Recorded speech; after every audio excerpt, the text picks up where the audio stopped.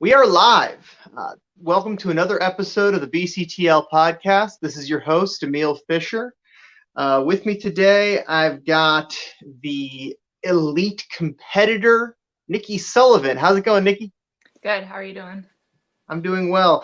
I'm excited to speak with you today because I've reached out to a few women's competitors that I really respect and I would like to have on this. And you were the first to accept a spot on the show and first I've been able to bring on. So I'm really excited to have you on here.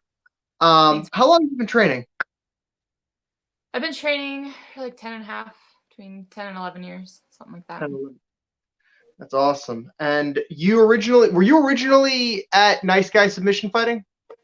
That's not where I started, but I was there before I moved. Okay, where did you start?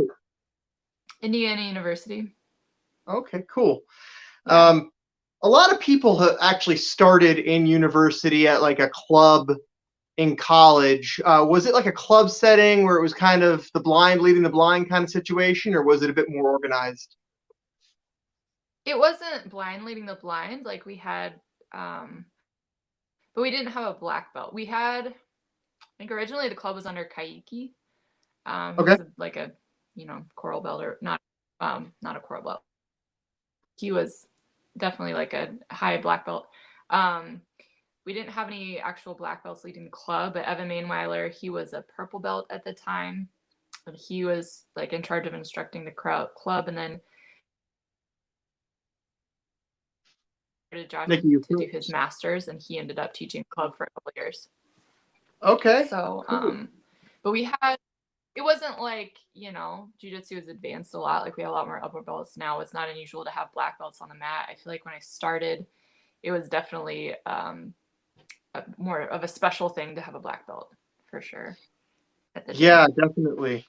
Definitely. It's funny because like a lot of the people that that were in the club when I was in college, because I trained a little bit in a club when I was in college.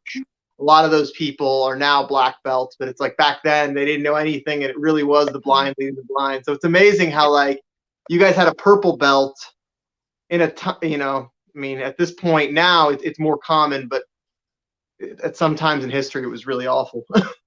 Yeah, no, I've been pretty lucky with the people that I've been blessed to be taught by, I guess, since I started. For sure. When did you make the move to Ottos? I moved in the summer of 2017. So right after Worlds, I went out and I stayed for a while and like made sure that I liked it. And then I went back home and packed up my stuff and I drove out to California. So it's been really almost 3 years now. Which is crazy. Great. That's amazing. I know you've had a lot of competitive success since you joined there. By the way, I just sent you the link to this episode if you don't mind sharing it, if you have your phone handy. So from my understanding, you compete both at adult as well as at masters. Is that correct? Yeah, so I'm old enough to compete masters. I'm old, but I only have competed masters at Masters Worlds. So everything else I've done adult. Yeah, I mean, I try to do both as much as I can. I try to compete whenever I can, but I found that it's interesting some of the differences between the masters divisions and the adult divisions, and also looking at it. Some of the people that are black belts in the masters division have been training forever. Did you find when you competed at Masters Worlds that it was significantly different, and if so, how?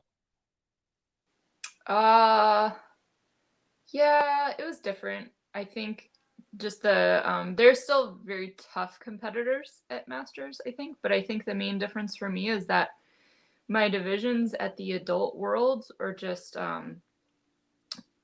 they're deeper, I think. So whereas at Masters Worlds I might have one or two like really tough girls that I have to watch out for, and then not like anybody isn't tough, but it's just it's not as tough as adult worlds, if I broke it down in simple terms. Adult worlds is a lot harder. So I think that would be the biggest difference that I noticed for sure. Like you do have some adult world champions who also do Masters Worlds.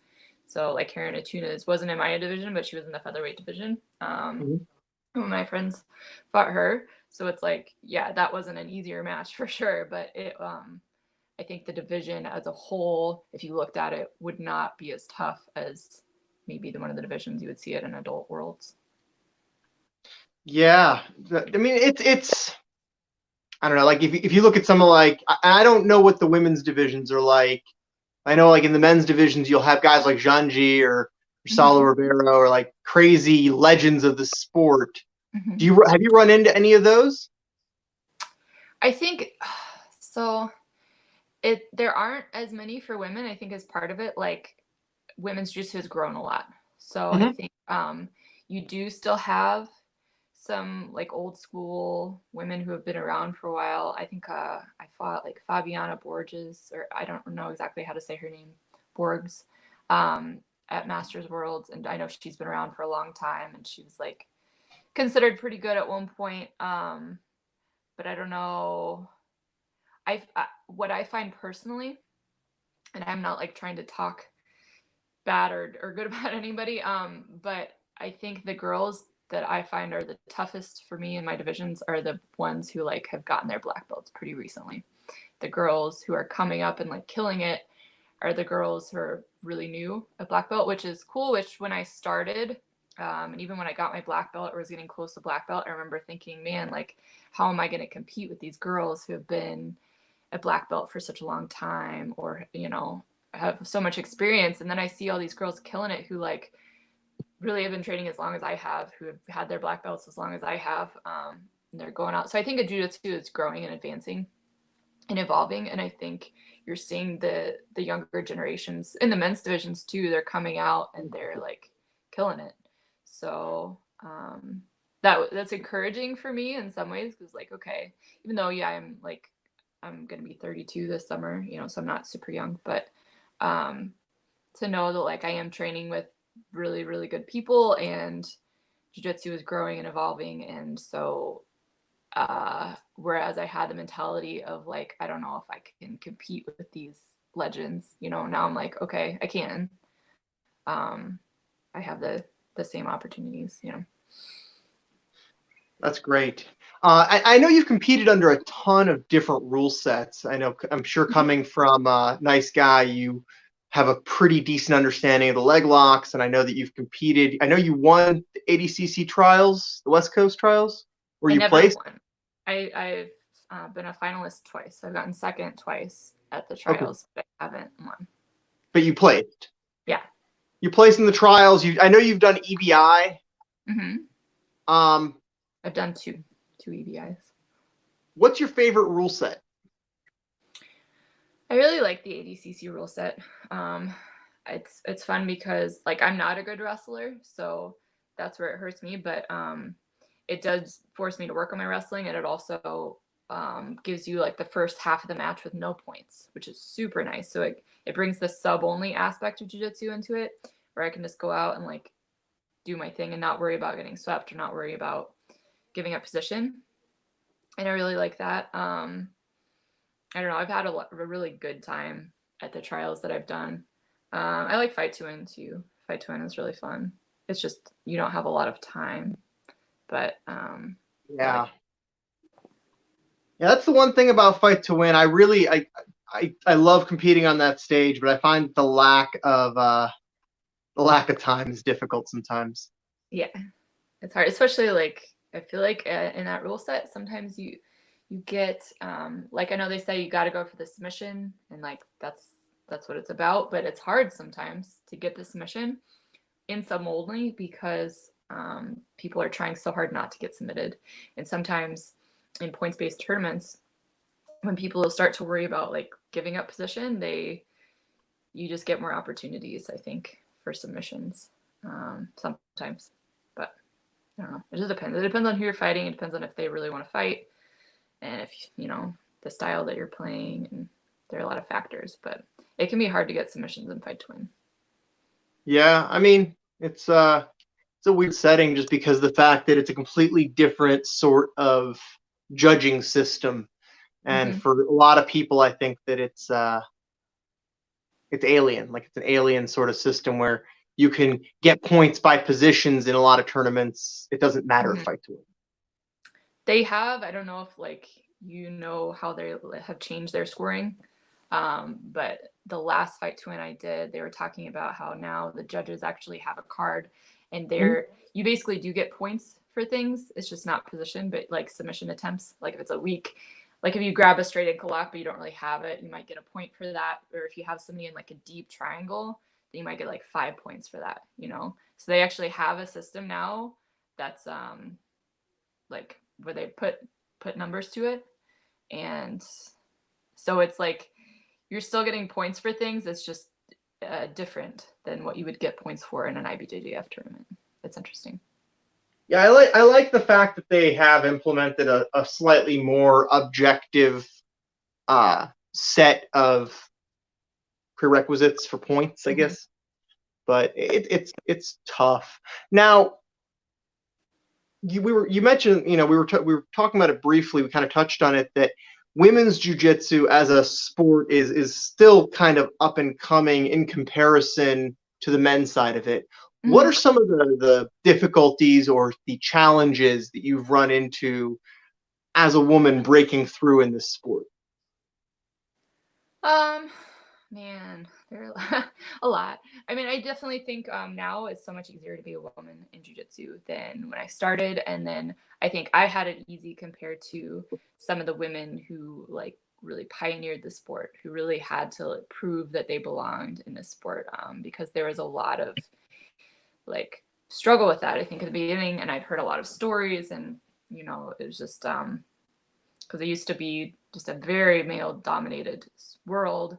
And so in order to break in, like, it was just very difficult. I think for me, I definitely felt that need to prove myself when I started, to prove that I was really tough and even tougher than the guys. Like I felt like I needed to work even harder in training than the guys did to prove that I belonged there.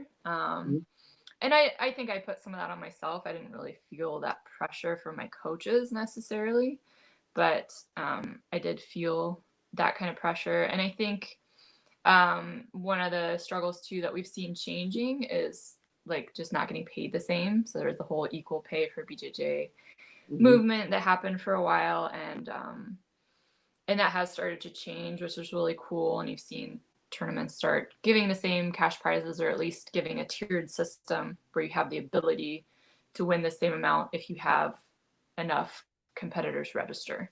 So that's really cool. I think, we're getting more and more opportunities, but yeah, it's hard. And it's hard to be, smaller and weaker than your training partners, and to it's hard to get better quickly in that kind of a setting. I think now that I have girls who are around my same size and skill level, we can be very, very competitive with each other. And I think you grow in a different way than you do. Like when I'm only training with guys, I get really good at defending things and being, defensive in my jiu-jitsu, but I don't necessarily get as good at my attacks. So another struggle. Yeah. I mean, it's all important stuff. I know, like, two of the blue belts that I've done a lot of work with, a man and a woman are roommates right now during the COVID, and they've been working a lot together. And the guy is about 230 pounds, and she's like 110, and they've been trying to train together. And it's been an interesting challenge to try to help them be able to train better together. Is there any advice that you would give to a woman or a smaller person trying to benefit from training with physically larger people? Yeah. And I will say, like, some of my best training partners are guys. Sure. And, I can get very good training with them. And I think it partly says something about the guy if he's able to. They have a bit of a rivalry. Sorry. No, yeah.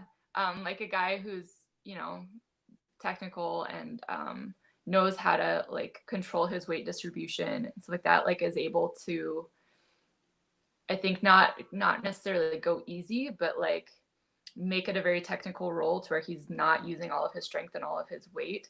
And I think that's something that then allows us both to get more out of the role. Whereas if he was just like throwing me around, we might get a little bit out of it, but it's not really going to be very beneficial. So I think from the guy's end, like learning how it's, don't just go limp and like let the girl do whatever she wants, because that's not helpful either. But like figure out how to, like hold back your physical attributes a little bit and like really try to focus. Like so if I roll with a kid or somebody smaller than me, I try to let them move, and I try to work a lot more on my transitions and find things that they're really good at. Like they're really good at being tight, and they're really good at being small and fitting into little places. So I try to start playing with aspects of jiu-jitsu that make that a challenge for me. Like even working berimbolo against a kid was really hard because they have little legs and they're like really flexible. And so I can actually get a really good roll working that with them. I think as far as me working with bigger people, I try to focus on, the strengths that I have in that scenario. So being small, I can fit into tighter spaces. I'm flexible. I can I only need a tiny little bit of space to escape. So that's a benefit. And like if I do get a submission locked up, I can be very, very tight with it. So I try to think about that. It does make me like be really aggressive with my attacks too. And I think that's good because for one thing, I'm not as worried about hurting him because he's so much bigger. But I know if I don't get it right away, he's going to be able to muscle out of it. So it makes me like, if I get an opportunity, I go for it hard. Whereas maybe I would be a little bit nicer with somebody small. So. Yeah, I mean I have one thing that I recommended, and tell me what you think about this. I recommend that they look at like EBI overtime stuff. Mm-hmm. Like have her start on his back, have him start on her back, because I find that a lot of that stuff is actually harder with somebody that's either much bigger or much smaller than me. Yeah, positional work is great. And drilling, I've been doing a lot of drilling, and like you can do that with people of all different sizes, get a lot out of it. Like pick an area that like pick passing or pick something you want to work on and just rep it out. Yeah, for sure. For sure. Now, how do you think the struggle for getting equal pay for women in BJJ has evolved? I know that it's certainly not over. We certainly still see a lot of discrepancies in there, but I think it's gotten better. What direction do you think that's heading in? I think everybody's kind of coming around to it for sure. I think the next big thing is like we'll see if they add more divisions for ATCC because they've only had 2 divisions for a long time, and women's jiu-jitsu has outgrown that for sure. And it's hard because then you'll see like, really major discrepancies in weight in the matches and women's divisions at ATCC because we only have 2. So like, if you're a really small woman, then you're still going to be way outsized. And then if you're big enough to go up into the next weight class, you're fighting Gabby Garcia. So hopefully they'll do that. But I think there's a lot of pressure on organizations running these tournaments. And I think a lot of them have kind of been coming around based on that. And then the more organizations that do start giving equal pay, the more it'll put pressure on everybody else. So it's like it's a healthy competition, I guess. So you think that it's a good thing to have a bunch of organizations? At least from that standpoint? Yeah, I think so. I've had a lot of people, or I've had kind of like mixed reviews of multiple organizations, multiple rule sets. I've heard it said that having a variety of rule sets or organizations is not great for the professionalization of the sport. Do you disagree with that? I don't know. I like that there are different organizations and different rule sets, and I think like it does promote some like competition, which makes everybody better. I think that, sorry, I'm like losing my train of thought. That's okay. I guess if you're thinking about like trying to put it into the Olympics, that would be the main reason to have everything unified. But then you also like take away a lot of the creativity and a lot of the, I don't know, like everybody has different styles and different things that they like. So I mean, it's America, you know, America's kind of based on freedom and like the freedom to do things your own way. So I think it would be sad to take that away from the sport.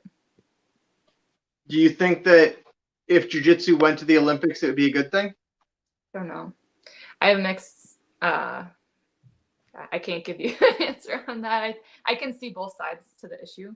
Like, I think it would be really cool, but then I could see how it could potentially hurt the sport too. So it's hard. Now, this might be a tough question simply just from your scope, but I'm kind of interested in your thoughts on it. You had mentioned at the beginning of the conversation that you feel as though, you know, women who've been training for a shorter period of time and get their black belts really quickly are your toughest opponents. Why do you think that is in the evolution of the sport? I have my thoughts, and I'm kind of curious about yours. I wouldn't even say that they haven't been training a long time. I think they have been training a long time. And you also like have to take into account that some of these people who are getting black belts very young have been training since they were kids. So it's not like they've only been training a few years. Like maybe they've only been in the adult divisions a few years, but they have been training with adults their whole lives, and they're very, very good. So I think that's part of it. I think in general, across the board, you are seeing like each younger generation is getting better. And I think that's just normal, like that it should happen that way if jiu-jitsu is growing. And like say you have this legend who's super good, and then he's training this new generation of athletes, like they should be better because they're like getting all of his knowledge or her knowledge, and then they're just like adding to it and, you know, putting their own spin on it. They're evolving it, so it just keeps getting better and better. Yeah, I mean, I don't know what's like. It's just still, who went out and like he almost subbed the Meow at ATCC and super young. Yeah, that was amazing. That was absolutely amazing. How did you develop your Panda guard?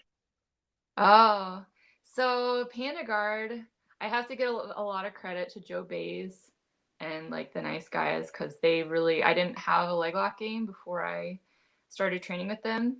And then I, you know, moved and lived there for about a year and a half and started training with them a lot and doing mostly no-gi. And if you watch Joe's game, he does a very, like, they call him Joey Bear, but he, man, I love like his style because he is very slow with a lot of the things he does. And he does a lot of things that look kind of unconventional, and they just work. Like he just makes it work. And so I think, you know, I learned some things from him, and I started developing, like I've always inverted a lot.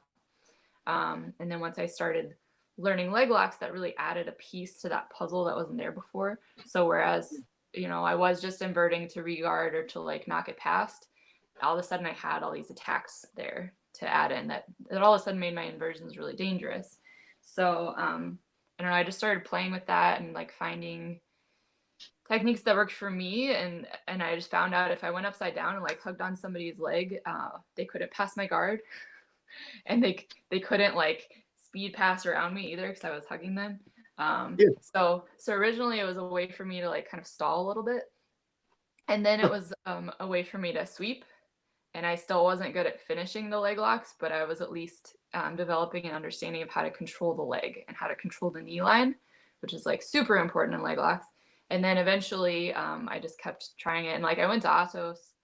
I still wasn't super good at leg locks, but like I had an understanding of them, and I had an understanding of how to defend. And I just kept trying it over and over again. And eventually I got better at finishing too. So I'm still working on it, but that's how it kind of started. And then, you know, I got things from all kinds of people. Like Louisa Montero gave me some really great details on finishing my knee bars. That helped me a ton.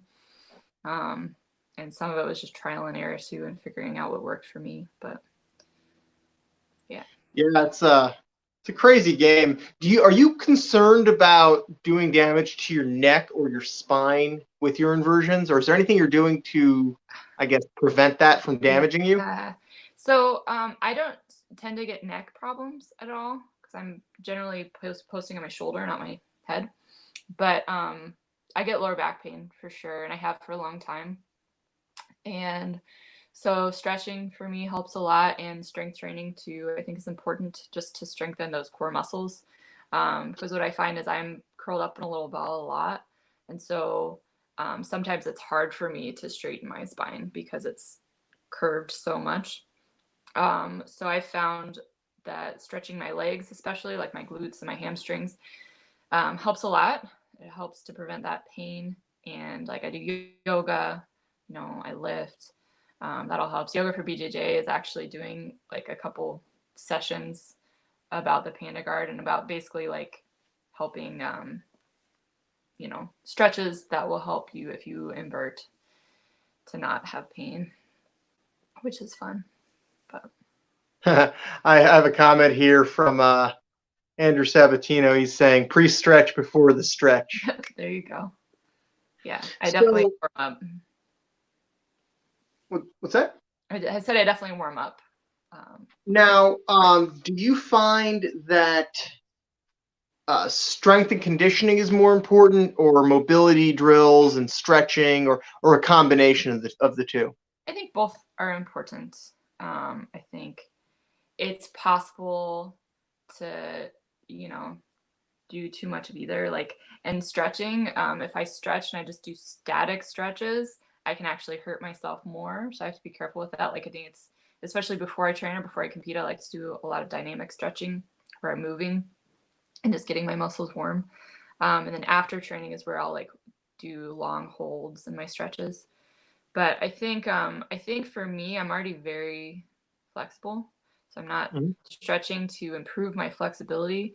I'm more stretching to like keep things loose and keep them from being tight. I think strength training helps me just to like teach my body the proper posture it's supposed to have, because I don't use that very often when I'm training. And it helps like the other aspects of my game too, like having a good deadlift posture and a good squat are important, especially if you're passing the guard. So I think both are important. I think for me, I haven't been doing a lot of strength training the past month, and I finally started getting back into a lifting routine, and I'm really feeling it in my back, and I can tell that I've like just been training and not lifting, and I think it's a detrimental for sure that I haven't been lifting. I can feel the difference, so I think it helps prevent injury. If I don't have to go super heavy, but I think lifting regularly helps prevent injury for me for sure.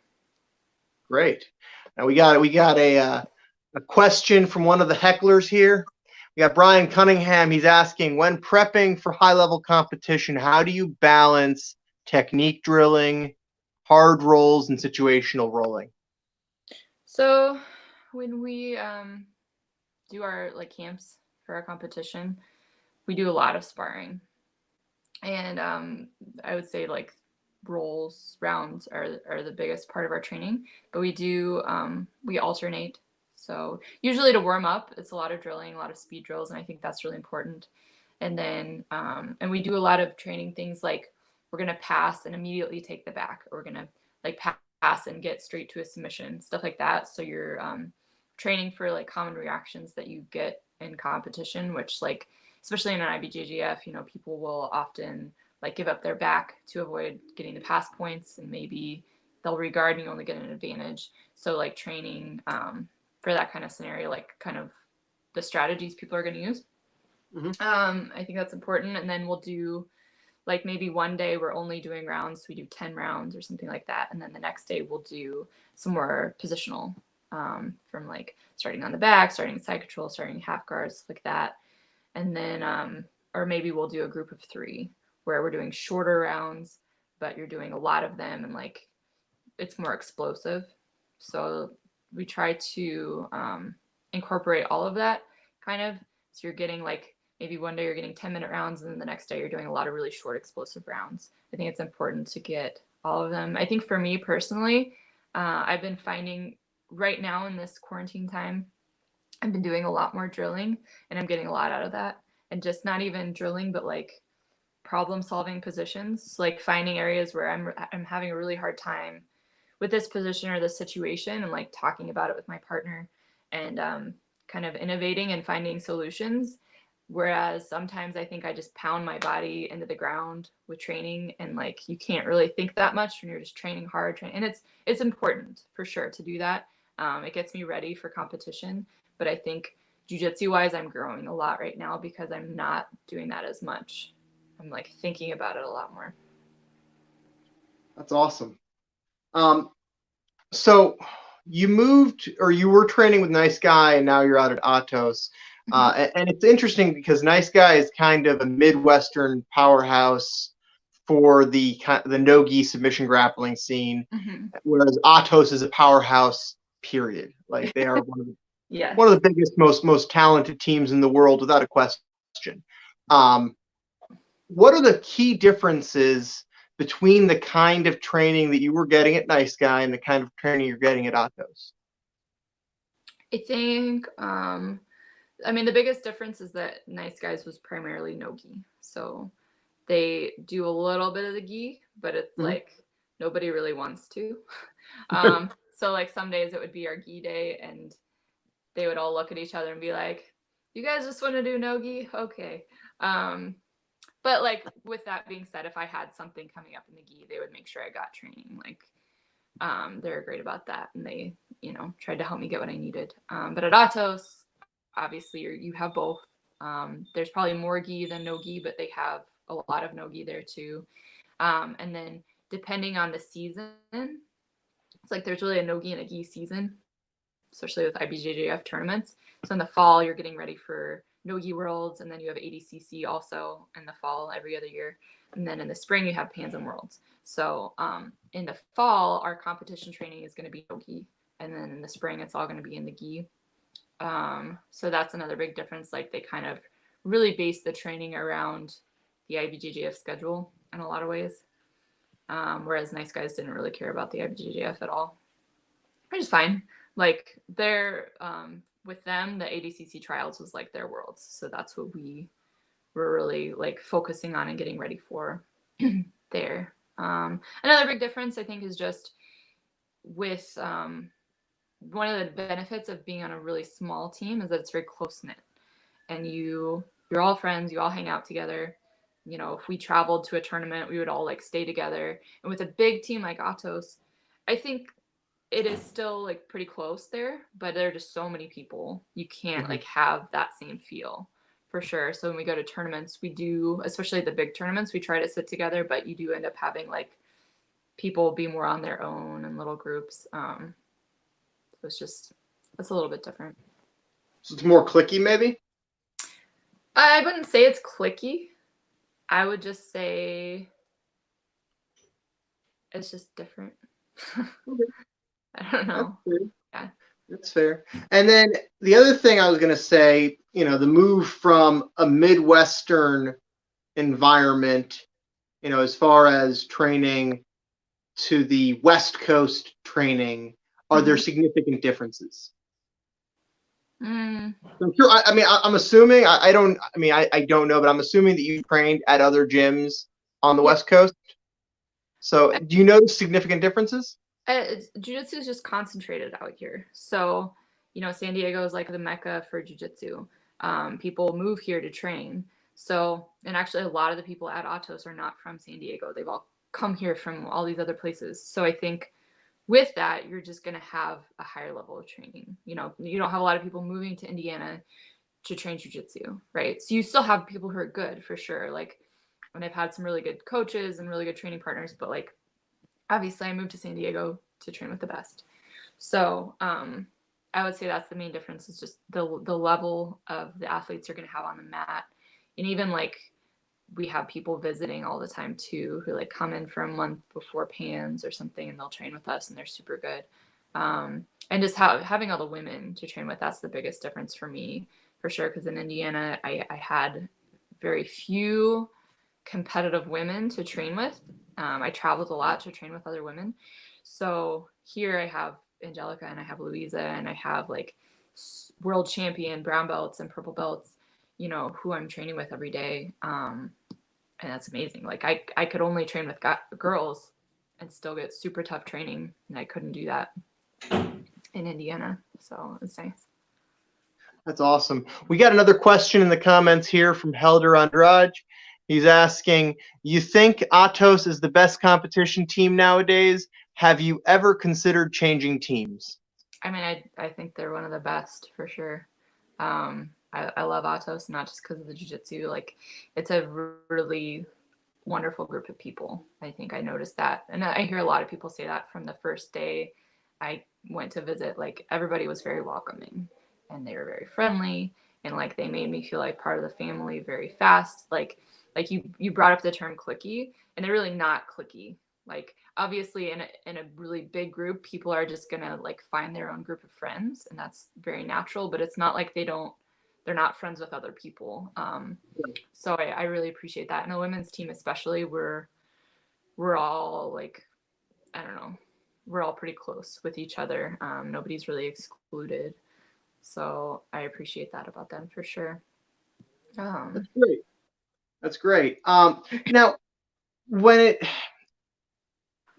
it comes to Ottos, it's a very large association that has different sites around the country and even around the world.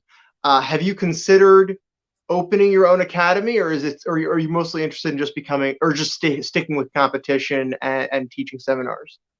Yeah, for sure. So, you know, like long game, you know, I want to, and that's still something I'm thinking about, and it's a question I get a lot. So, especially in this time, I've been thinking a lot about what comes next. You know, I'm not going to be a full-time competitor forever. So right now, like, it's great. I mean, obviously, I'm not competing right now. I'm not really like, the gym's still closed right now, but right now, like before everything happened, you know, it's a pretty good life. I'm training all the time. I'm competing. I'm traveling to teach, and I'm really happy to do that for a while. But then, yeah, like who knows? I love teaching jiu-jitsu, so I definitely will do that in some capacity. Whether I open my own gym, whether I like go teach at somebody else's gym, but yeah, for sure. Something That's I'm awesome. thinking about. Yeah. Do you have an idea of where you would want to do that? No. Okay. Not at That's all. fine. Yeah, just throwing it out there. San Diego, man. I love it here. I mean, I've never actually been to San Diego. From all the pictures I've seen, it's beautiful. Yeah, it's not a bad place to be. Now during the lockdown and all this awfulness right now, do you have roommates that you can train with, or what are you doing to stay in fighting shape? Yes. So I've actually been training a lot. And I think what's happening is people are just like doing garage training right now. So I have either been going to somebody's house who they have mats in their garage, or some days my buddy just comes over and we like roll in the living room on the carpet, which is, you know, not ideal, but it's better than nothing. And I think it's been kind of fun in a lot of ways because I don't know, it's like there's no pressure for competing right now. So we've been able to just have fun and train and learn and enjoy jiu-jitsu and like remember why I love jiu-jitsu. So that's been really fun. But yeah, just like we're basically just training wherever we can right now. I actually just moved, so now I live in a new place, but also with people who train. And so we either roll on the carpet, or we're working on getting mats right now to put in our living room, and hopefully we'll have like a home gym soon. We have weights and all of that, so we're making it work. Just a suggestion for anybody watching, or for you if you're interested. My wife and I found these mats on Amazon. The brand is called Balance From, FROM, and they're fold-up gymnastic mats that Velcro together. Nice. as a training surface, they're the best I've seen for the price. How much are they? They're a segment of 4x10, I think, is $80. Oh wow, that's not bad. That's what I'm saying. Yeah. And I mean, the only thing with them is there are gaps between the mats because the way they are, that they're not like roll up; they're actually fold up. It's like it looks like a suitcase when you fold it all the way up. So there's like gaps between the mats, so you don't want to really do stand up on there because you will get a toe caught in it. But as far as just a surface to train on, if anybody's tuned in, I don't gain anything from saying this. I'm not sponsored by them, but shit, Right. for that price, for what it is, Yeah. can't be. Yeah. But anyways, right now, one thing that is kind of interesting, and I've been seeing it a lot on the interwebs, is there's a lot of competitions or events that are starting to put on shows, even now. Like tomorrow, there's going to be a fight to win. Do you think that that's going to be troublesome? Do you think that's going to be in any way harmful, or would you want to jump on one of those if you have an invite? Yeah, I applied to the California Fight Twins for sure. Like I would definitely do one. I don't think it's harmful. I don't know. I think everybody's itching to get back out there and do jiu-jitsu, and it's been hard on the competitors for sure. Like when all this happened, we were all at the end of our PANS camp. So like everybody who competes IBJJF, we were all training super hard for PANS. And it's hard for a lot of people when everything got canceled all of a sudden, because then I was like, what do we do now? But yeah, I forgot what the original question was. Well, specifically, like, what do you think of all these competitions that are coming back around right now before people have started training, or a lot of people? I mean, I don't see a problem with it, I guess. Yeah. No, Are you saying that people aren't like in competition shape I'm wondering because they have like, been training, or it's an interesting conundrum because I know there are people that are training, and I know that there's a lot of these kind of, like you said, garage sessions going on. I wonder if the output is going to be the same as it would be normally. That's all. I mean, it's kind of speculation. Obviously, we don't know. I don't know, and it's hard too because like different states are opening at different times. So like, for sure Indiana's gonna open back up sooner than California, and some states are already like gyms are open again already in some places. And I think for us it's gonna be longer. So yeah, that'll affect people's abilities to train for sure. I think right now, like it's just on you if you are really motivated to find a way to train right now. And I'm, blessed that I live with high level competitors, so I'm getting really good training just with my roommates. Yeah, I'm jealous. Now, as far as preparation for things like ATCC or IBJJF or EBI rules or submission only / fight to win stuff, how do you modify your training regime?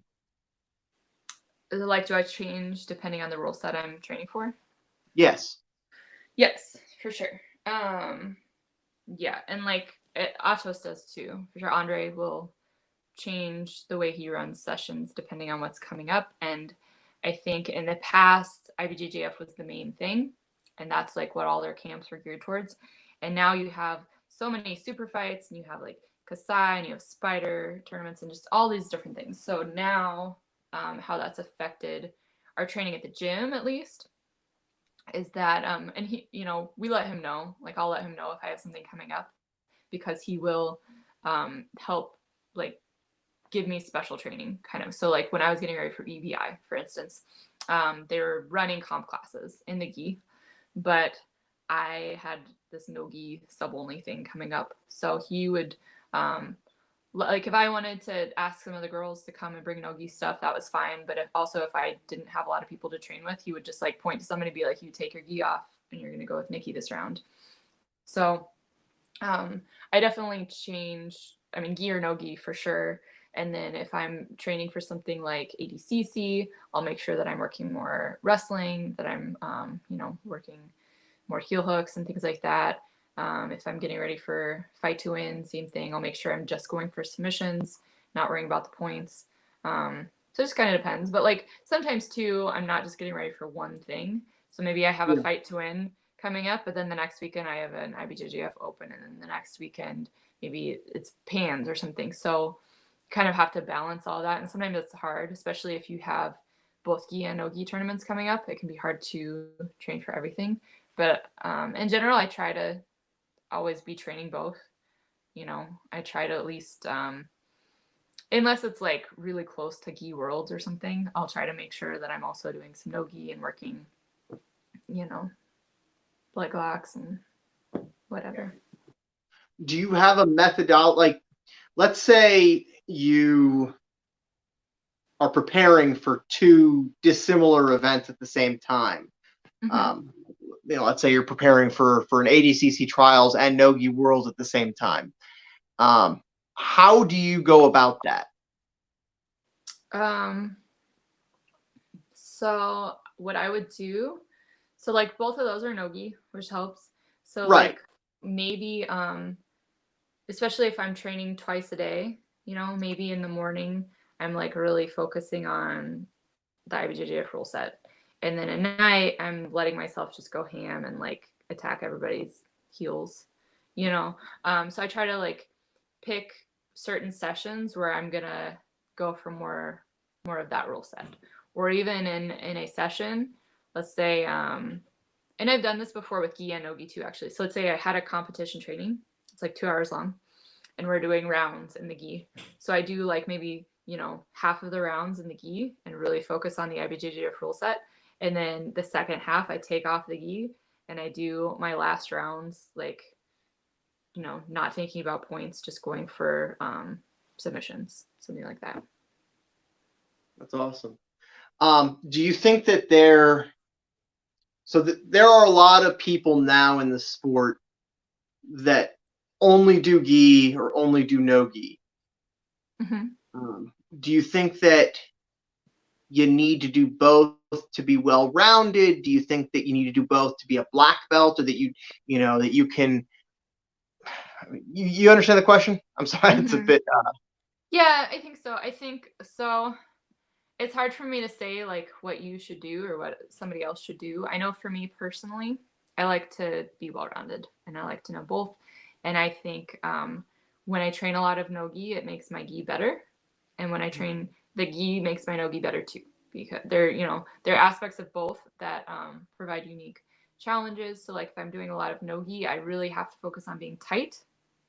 Whereas in the gi, I have more grips and maybe you can leave a little more space. So I think when I go from no gi back into the gi, I do have that tightness more. And also like just some of the attacks that I do no gi, I might forget about in the gi, like just going for guillotines and stuff. So I think that's good too. And then like training in the gi, it's very, very technical and there's just a lot of depth to it. So I think too, once you've been training in the gi a lot and you take it off, it's very freeing and you can move a lot more easily. So I think they help each other. I think I'm not going to say you need to train in the gi to be a black belt. I don't know. I think the sport is evolving. Like no-gi is becoming so much more popular. So you could only train no-gi and still like be very successful at jiu-jitsu. Mm-hmm. I love the gi. I think it's beautiful. I think it's all beautiful. But I guess that's my non-controversial answer. Yeah, I agree with you. Now, as far as your competitive career thus far, what has been your favorite achievement? Like, if you had to like pick one and say this was the one that I worked the hardest for, and this is what I was able to do with it, what would you say that was? Man. Or do you not have one? Huh? Or do you not have one? Yeah, I think like for me, the most important thing for me that, and I guess my goal with jiu-jitsu is not necessarily to win a title. It's like the impact that I have.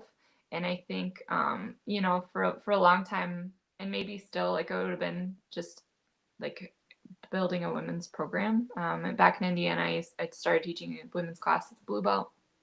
I got to grow that. I had the like first women's open mat in Indiana.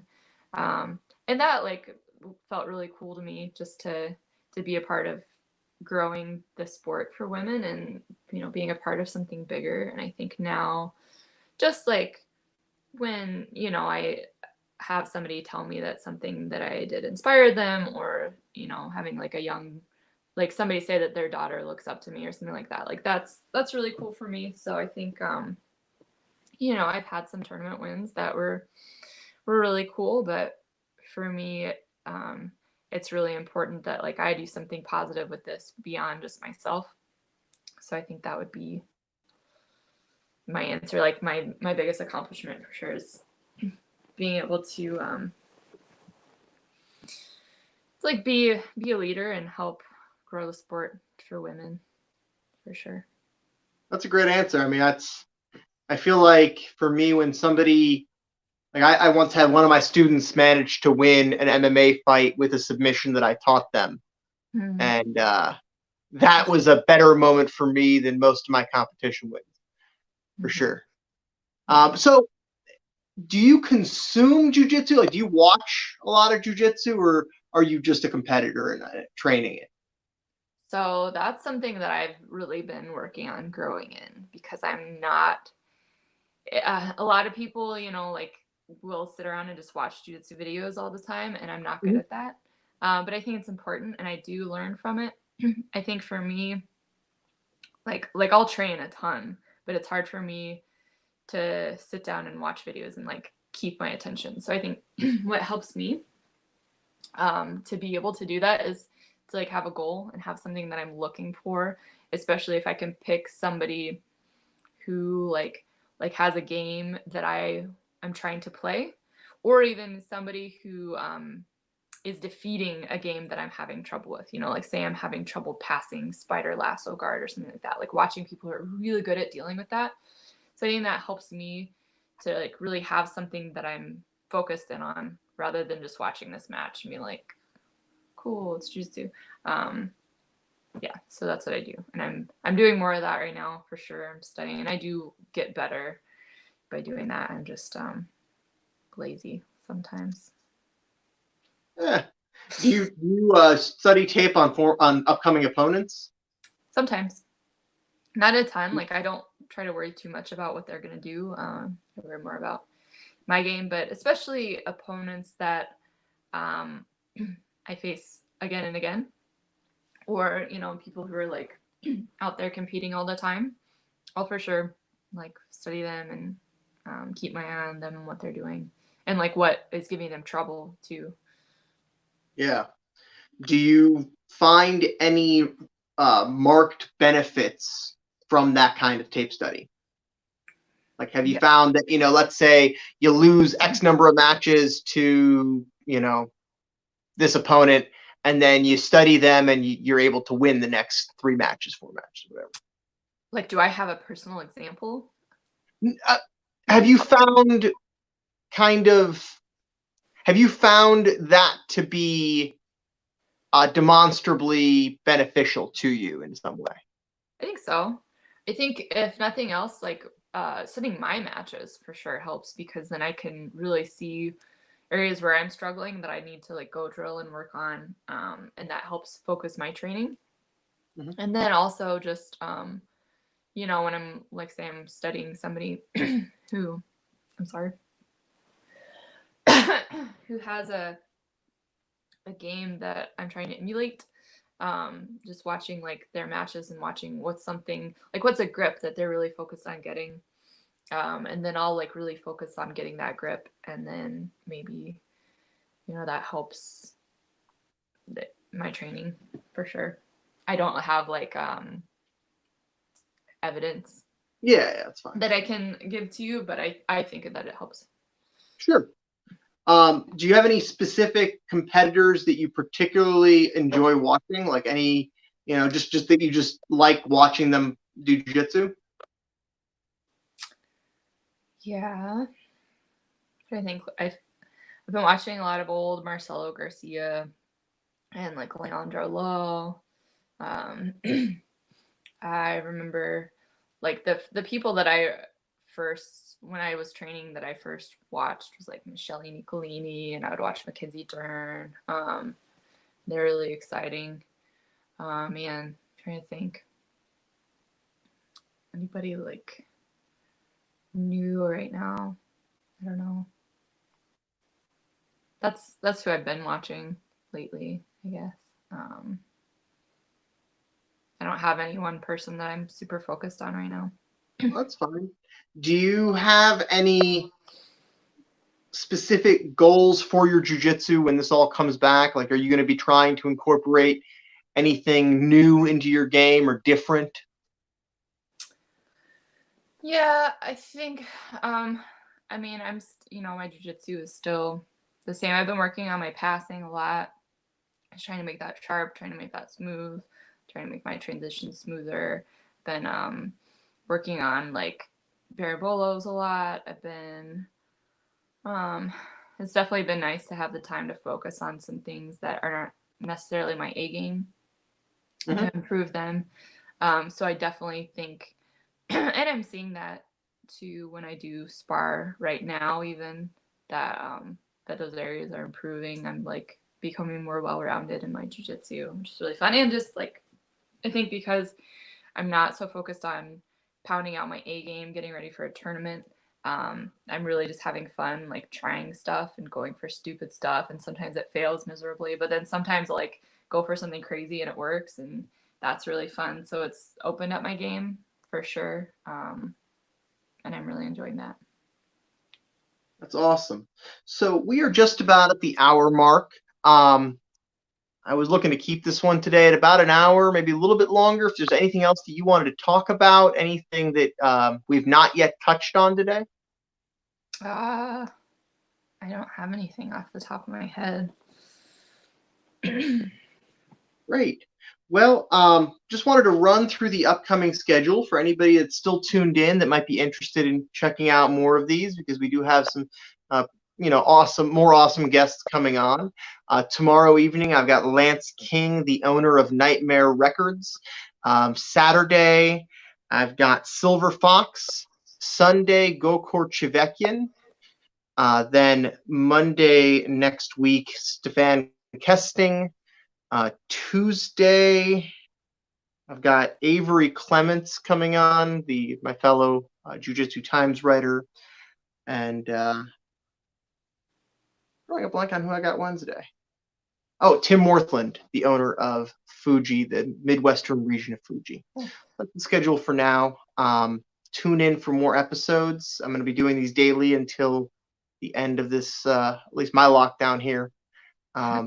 Nikki, thank you so much for coming on. Do you have any sponsors or anybody you wanted to shout out here? Yeah, Roll Dogs Kimonos. They're my gi sponsor. Yoga for BJJ. Check them out. I'm doing some writing for them right now, so some of the blog posts coming out will be written by me, and they have a lot of cool new content coming out too. Yeah. Awesome. Thank you so much, and have a great night. Thank you. You too.